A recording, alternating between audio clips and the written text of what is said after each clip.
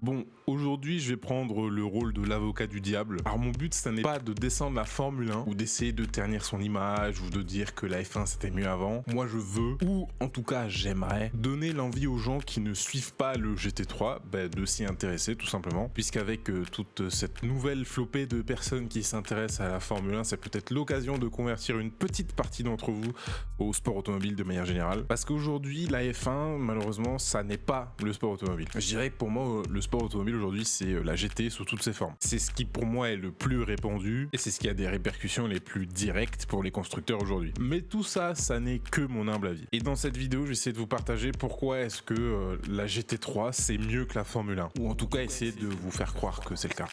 Il y a un truc que je trouve frustrant en Formule 1, et je pense que je suis pas le seul, c'est le nombre assez limité de voitures différentes. Je m'explique. À la toute base, la F1 c'était un championnat de garagistes qui savaient pas quoi faire le week-end. Pour grossement imager, hein, c'est pas exactement ça. Ce qui fait que pendant très longtemps, dans les premières années de la Formule 1, tu voyais un peu de tout et aussi un peu de n'importe quoi en fait. Les gens essayaient certains concepts, certaines choses, il y en a qui marchaient, il y en a qui marchaient pas, mais il y avait plus de place à la créativité et ça a donné des trucs rigolos, d'autres trucs moins rigolos forcément. Et aujourd'hui, c'est un peu moins le cas en fait. Et ça s'explique par des raisons de compétitivité notamment. Aujourd'hui en Formule 1, on peut plus trop se permettre d'être fantaisiste sur sa voiture, ou alors on en paye le prix fort tout de suite. Mais en tout cas, l'innovation dans la Formule 1 moderne, ça existe plus trop, ou en tout cas, ça dure moins longtemps. Parce que dès qu'une équipe va avoir quelque chose de révolutionnaire qui marche sur sa voiture, soit on va vite le voir sur les autres voitures, soit ça va se faire simplement interdire. Et même au-delà de ça, il y a de plus en plus de partage de pièces entre les différentes équipes, avec tout ce qui est système d'équipes clientes, de pièces standardisées communes à plus ou moins tout le monde. Donc au final, les voitures en F1, c'est un petit peu toutes les mêmes. Et la différence se fait vraiment dans le détail. Alors qu'en GT3, à l'heure d'aujourd'hui, de maintenant là, on a une dizaine de marques différentes qui produisent des voitures de GT3 aujourd'hui. Et ça fait une diversité quand même assez dingue, je trouve. Et du coup, ça fait des belles grilles. Puis les modèles que tu vois en GT3, à quelques détails près évidemment, tu pourrais les croiser sur la route ou dans ta rue. C'est quand même vachement kiffant de voir autant de diversité de voitures différentes sur la grille des 24 heures de Spa par exemple. Et pour le coup, faire la différence entre une Porsche et une Lamborghini, bon, c'est pas très compliqué. Même la Audi et la Lamborghini qui partagent énormément de choses, tu peux les différencier facilement. Et ce qui est encore plus beau en GT3, je trouve, c'est que même les équipes qui exploitent le même modèle en compétition ont des ADN très différents. Parce que ce qui contribue à cette énorme diversité en GT3 qu'il n'y a pas forcément en Formule 1, ce sont les équipes privées. Certaines peuvent avoir un support usine, d'autres non. Donc chaque voiture est assez reconnaissable car pour certaines équipes qui sont là depuis très longtemps, il y a des livrets qu'on reconnaît au premier coup d'œil. Par exemple, c'est assez facile de différencier une AMG GT3 Mad Panda d'une AMG GT3 de Winward de l'AMG GT3 de Sun Energy One. Ce qui fait qu'il y a toujours cette innovation perpétuelle autour des livrets et ça fait plaisir contrairement à certaines équipes de Formule 1. La Formule 1, c'est la Formule 1. Ce que je veux dire par là, c'est que quand le championnat est terminé, t'attends la saison d'après, tout simplement. Et dans notre monde moderne aujourd'hui, on arrive assez bien à faire la course, peu importe la période de l'année. Il suffit de bouger dans le bon coin du monde et ça se fait assez bien. Sauf qu'à l'heure d'aujourd'hui, des pilotes de Formule 1, on en a 20, bientôt 22 avec Cadillac, Giat, qui ont déjà des saisons extrêmement chargées, que ce soit sur le plan sportif, sur le plan marketing ou même sur le plan personnel. 24 courses quand même en 2024, c'est pas rien. Et ça débite à peu près de mars jusqu'à mi-décembre et ensuite néant. Et je sais pas si ça vous le fait à vous, mais comme on est matraqué par la F1 en permanence durant toute la saison et que d'un coup il y a quasiment plus rien, ça fait un espèce de vide. Alors aujourd'hui pour moi cet effet s'est atténué parce que je regarde plein de choses, mais au début c'était des sensations assez bizarres parce que quand tu détrouves le sport, t'en veux toujours plus et la Formule 1 te donne toujours plus parce que Liberté Média est quand même assez fort en marketing à ce niveau et aussi au niveau de sa communication. Et d'un coup on te coupe l'électricité, on te laisse juste l'eau froide, il fait noir, t'es tout seul. C'est chiant en fait. Alors qu'avec le GT3, en fait la plateforme est tellement répandue à travers le monde qu'il y aura à peu près tout le temps un championnat qui se passe quelque part dans le monde que vous pourrez suivre ou que vous pourrez rattraper dans des périodes plus calmes comme la fameuse pause hivernale par exemple. Parce que bon, il y a quand même un winter break dans le monde du GT3 de manière générale, mais à vérifier, je dirais qu'il doit durer de mi-décembre à mi-janvier et après ça repart. Et du coup, t'as jamais réellement ce vide. Tu peux continuellement consommer du contenu à base de GT3 et ça, je trouve que c'est plutôt cool. Il y a toujours de nouvelles courses à regarder, de nouvelles personnes à découvrir et c'est génial en fait. Après, il y a une chose sur laquelle je dois être honnête, c'est le fait que le GT3 soit autant représenté dans le monde entier a aussi ses mauvais côtés. Tous les championnats ne se valent pas réellement en termes de niveau, ça c'est plus ou moins normal. Donc la qualité des courses n'est pas toujours la même si on a des pilotes récurrents qui participent à plusieurs championnats en parallèle en GT3 sur une saison. Mais au moins, ça laisse toujours du contenu à se mettre sous la dent. La Formule 1, c'est le pinacle du sport automobile. Je ne sais absolument pas si c'est français ce que je viens de dire. C'est le top du top. Les limites de la mécanique sont repoussées à leur extrême. C'est les 20 meilleurs pilotes du monde. Ce point-là, je vais pas trop le discuter, c'est indéniable. Par contre, il y a un problème. Enfin,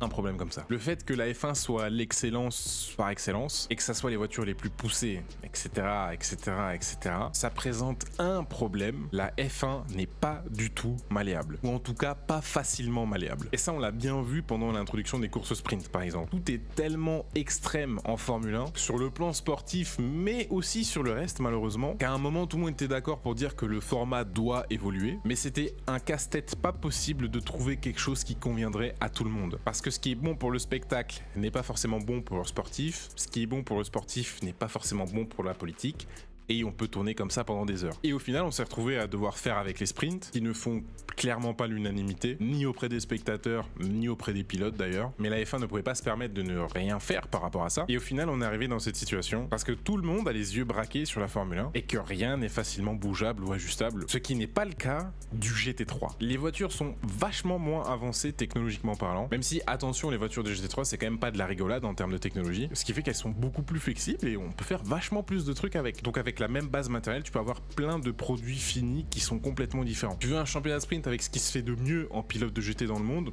DTM. Tu veux un championnat d'endurance, GT World Challenge Endurance Cup. T'aimes les circuits anglais, British GT. Tu veux pouvoir suivre l'évolution des prochains talents de la GT qui ont besoin de s'exercer avant de rentrer dans le grand bain, GT Open. Et en fait, la liste, tu peux la continuer comme ça pendant très longtemps. Ce qui est bien avec le fait que le GT3 soit flexible, c'est que c'est presque à la carte. En fonction de ce qu'on aime dans le sport et de ce qu'on veut regarder, de ce qu'on veut voir, on va arriver à trouver un championnat qui colle à nos attentes, tout simplement. L'autre bon côté, c'est que si on s'ennuie à regarder un seul championnat, c'est assez simple de changer vers un autre championnat, tout simplement. Parce qu'encore une fois, la base reste la même. Après, chaque championnat a sa propre interprétation du GT3. Ce que je veux dire par là, c'est que chaque championnat a son contexte, a son règlement, a sa BOP. Par exemple, la BOP en WeatherTech Sports Car Challenge n'a quasiment rien à voir avec la BOP de la DAC GT Master. Ce qui fait que ça change un petit peu la donne au niveau des courses, que tu vas avoir des voitures qui sont à l'aise avec tel type de BOP et moins avec d'autres, qui créent un défi constant avec les pilotes également, puisque sur la même voiture, le même pilote n'aura pas la même expérience dans le championnat A que dans le championnat B. Mais le GT3, c'est un petit peu un grand buffet à volonté du sport automobile. Chacun prend son assiette, se sert ce qu'il veut et puis se fait le plat qu'il a envie de manger. Un autre gros problème de la F1, c'est le renouvellement des pilotes. Et surtout la place qu'on accorde aux jeunes dans la Formule 1. 20 places pour le monde entier, c'est extrêmement peu. Et on me dirait pas comme ça, mais comparé à une certaine époque, il y a vachement moins de championnats de monoplace d'envergure extraterritoriale, on va dire. Et puis il y a une chose, c'est que aujourd'hui, rien ne te garantit une place en Formule 1. Même si t'es le plus grand génie de ta génération, ou que t'as de l'argent à plus savoir quoi en faire avec, ou même les deux finalement, ça n'est absolument pas sûr que tu termineras en Formule 1. Aujourd'hui, on en vient presque à en vouloir à certaines personnes de ne pas laisser la place au 109, pourrait révolutionner la Formule 1 entre guillemets. Mais aujourd'hui, au final, si tu performes et que t'apportes une certaine stabilité, une certaine sérénité et peut-être une bonne image qui sera bien aimée par tes dirigeants, on regarde pas forcément l'âge que tu as. Et je dirais même que des fois, les équipes préfèrent capitaliser sur du 100-9 parce que ça fait moins peur en fait. Donc ça mène à plusieurs situations où la F1 se voit refuser l'accès à des personnes que nous, en tant que spectateurs, on aimerait vraiment voir en Formule 1. Mais c'est la conjecture actuelle du sport qui veut ça. Je suis pas certain que ça changera beaucoup dans les prochaines années. Aujourd'hui, tu dois arriver en F1 avec les bons arguments et ce qu'on considère être les bons arguments ne sont pas forcément ce que les teams considèrent être comme des bons arguments. Après, je vous arrête tout de suite. Je suis pas en train de dire que faire une carrière en GT3 c'est comparable à faire une carrière en Formule 1, même si personnellement je pense que les pilotes qui arrivent à être dans la longévité en GT3 à un très haut niveau, pas forcément à rougir de leur carrière, mais le GT3 a ce petit truc en plus, c'est que c'est tellement diversifié, il y a tellement de place, et les volumes sont beaucoup plus gros. Un jeune pourra faire carrière s'il performe, s'il arrive à réunir le budget évidemment, mais le GT3 ça reste quand même une voie par défaut aujourd'hui, qu'on choisit ou qui nous est imposée parce qu'on n'a pas réussi à s'en sortir dans la filière monoplace. Pour moi, en tant que pilote, le GT3 te permettra quand même d'avoir un minimum de carrière, et aujourd'hui bien performer en GT3, ça fait gage de qualité quelque part. Si on prend la grille hypercar actuelle, que ce soit en WEC ou même en IMSA, il y a pas mal de pilotes d'hypercar qui étaient des top pilotes en GT, bien que les deux plateformes n'ont pas grand chose à voir en fait. Et puis d'un point de vue carrière pure, il y a moins de stress en GT. Je dis pas que les pilotes de GT ne sont pas mis sous pression, c'est pas vrai, mais comme la place est moins un sujet qu'en Formule 1, la carrière est un peu plus sereine et donc il y a plus de place pour se consacrer uniquement au sport. Après, les ambitions de chacun et les volontés de chacun feront qu'il y a plus ou moins de choses à gérer sur le côté, mais globalement le GT est un peu plus cool, même si évidemment en Formule 1 tout le monde accepte le stress qui va avec. Mais grâce à cet environnement un peu plus vaste en GT, en fait ça permet de créer des belles histoires et à certains pilotes de se réinventer là où on pensait qu'il n'y avait plus rien à faire d'eux. Je pense à un Ben Barnicot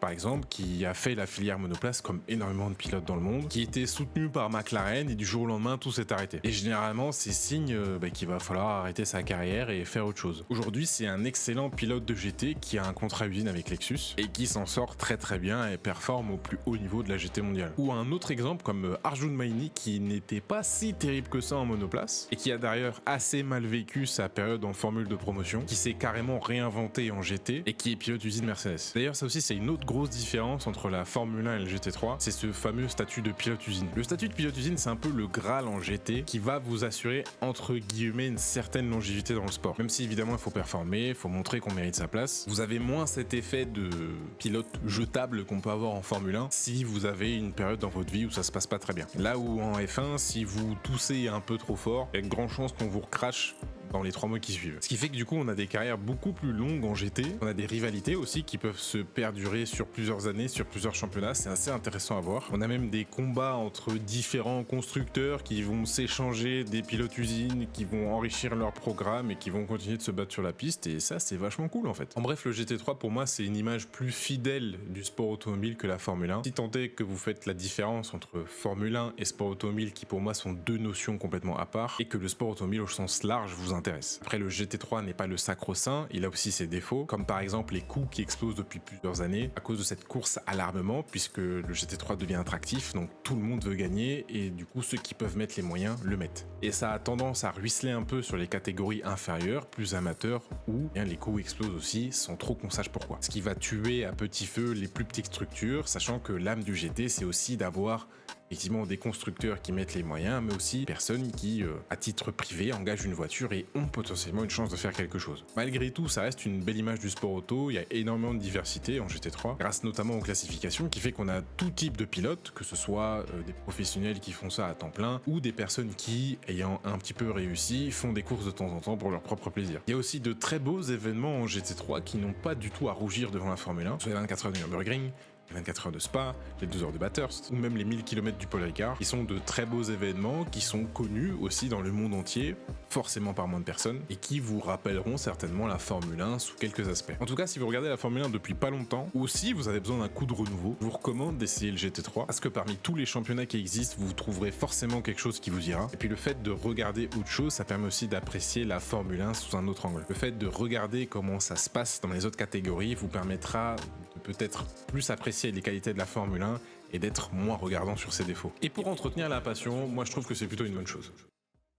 Voilà, j'espère que... Oula, le micro s'en va. J'espère que cette vidéo vous aura plu. Si j'arrive à convertir 2-3 d'entre vous, ne serait-ce qu'à regarder les 12 heures de Bathurst, je serais extrêmement content. Moi, en tout cas, le GT3, c'est quelque chose qui me tient à cœur parce que dans ma maigre carrière de pilote, c'est ça que j'ai en ligne de mire. C'est vers ça que je tends et je trouve que c'est un monde incroyable et j'aimerais bien que tout le monde puisse le voir et puisse l'apprécier autant que moi je l'apprécie. Donc n'hésitez pas à être curieux, à chercher des courses, à vous renseigner sur les pilotes, vous verrez, il y a de très belles histoires là-dedans. Surtout, n'hésitez pas aussi à vous abonner à cette chaîne YouTube parce que ça me fait plaisir et si vous me faites plaisir, vous êtes des gens sympas. Mettre la cloche, tout ça, vous connaissez. Vous pouvez aussi me suivre sur Instagram et sur Threads où je raconte beaucoup de choses, peut-être trop des fois. En attendant, je vous dis à plus pour une prochaine vidéo.